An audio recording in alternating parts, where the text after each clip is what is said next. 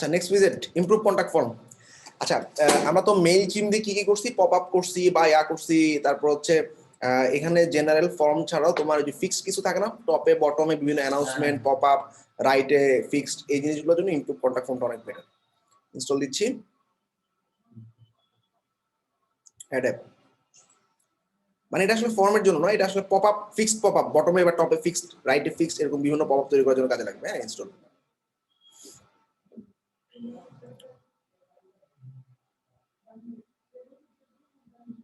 আচ্ছা কিরকম pop up নিবা, হ্যাঁ ভালো করে দেখো।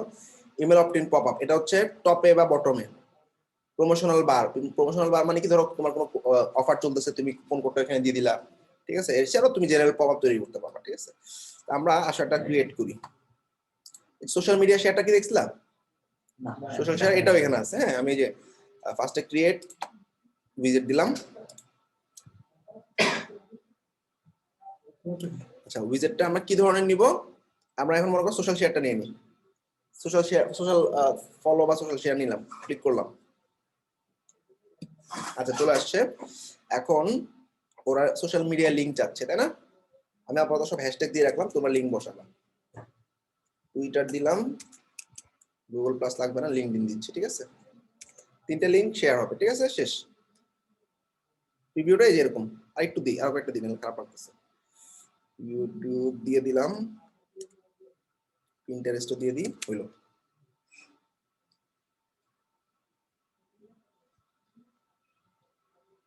এই যে নিচে পাবলিশ উইজেট, ঠিক আছে, পাবলিশ করে দিছি। এবার আসলে সাইটটা ভিজিট করে দেখি আসছে কিনা।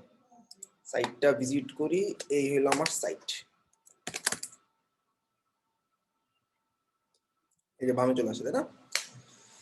এটা তো সব পেজে থাকবে, এটাকে ফিক্সড আকারে থাকবে আর কি। হ্যাঁ যে পেজে যাবা সেই পেজের ফিক্সড আকারে থাকবে। ওকে, এবং হ্যাঁ আচ্ছা এবার আরেকটা করি। হ্যাঁ ক্রিয়েট অ্যানাদার উইজেট।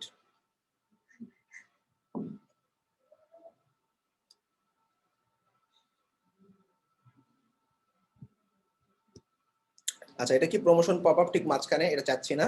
এগুলো আমরা মেল চিম দিয়ে করছি, তোমরা চাইলে এটা দিয়েও করতে পারবা। ঠিক আছে, এই যে উপরে বা নিচে প্রমোশনাল বার, ইমেল অপটিন বার। ইমেল অপটিনে কি থাকবে, সাইন আপ করতে বলবে, ইমেল দিতে বলবে, সাবস্ক্রাইব করতে বলবে।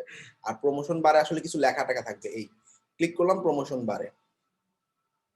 আচ্ছা ওই যে উপরে দেখছো বিভিন্ন ধরনের স্টাইল আছে, কোনটা নিব, লালটা নিই। হ্যাঁ আচ্ছা কই দেখাবা, top of the page, bottom of the page, আমি বটম অফ দ্য পেজে দিলাম। ওকে,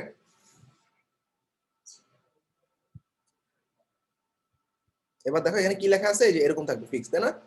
এখানে কি আছে, নেক্সট কিছু কিছু লেখা আছে, আমি লেখাগুলো কন্টেন্টে গিয়ে চেঞ্জ করে ফেলাবো। Get offer, get discount with this coupon code. Coupon code দিলাম, মনে করো উইন্টার সেল 50। ঠিক আছে, shop now button, shop now কোন পেজে যাবে, ক্যাটালগ পেজে যাবে, তাই না? ক্যাটালগ পেজটা কই, ক্যাটালগ পেজটা দেখার জন্য সাইটটাকে এইখান থেকে ক্যাটালগ পেজে গেলাম। প্রোডাক্ট কিনতে পাঠাইতে হবে না, এই জন্য আমি ক্যাটালগ পেজে পাঠিয়ে দিচ্ছি। সো লিংক হবে কি, যে শপ নাওতে ক্লিক করলে ক্যাটালগ পেজে চলে যাবে, শেষ। ওয়েন টু শো, এখানে কিছু ধরার দরকার নেই, অটোই আসবে। তুমি চাইলে যখন ভিজিটর পেজটা কাটতে চাবে তখন আসবে, এটাও করতে পারবা। আফটার 5 সেকেন্ড, মানে ভিজিটর পেজে প্রবেশ করার 5 সেকেন্ড পর, ভিজিটর পেজটাতে ঢোকার পর এরকম স্ক্রল করার পর 70% স্ক্রল হইলে বা কত পার্সেন্ট স্ক্রল হইলে তখন দেখাবা। এরকম ক্লায়েন্ট চাইতে পারে যে পেজ যখন কেটে দিবে, যেরকম কেটে দিচ্ছি, তখন সে পাওয়ারটা দেখতে পাবে। তারপর হচ্ছে অথবা আমি কিছুক্ষণ থাকার পরে 5 সেকেন্ড পর, অথবা 70% স্ক্রল, আর ইনস্ট্যান্টলি যেটা আছে এটা বাই ডিফল্ট ইনস্ট্যান্টলি আছে। হ্যাঁ আর কিছু করলাম না, পাবলিশ। আসলে আমরা দেখি আসছে কিনা। সাইটটা ছিল এটাতে না, আমরা একটা রিলোড দেই, হোম পেজে যাই, ওই যে বটমে চলে আসছে, পাইছো?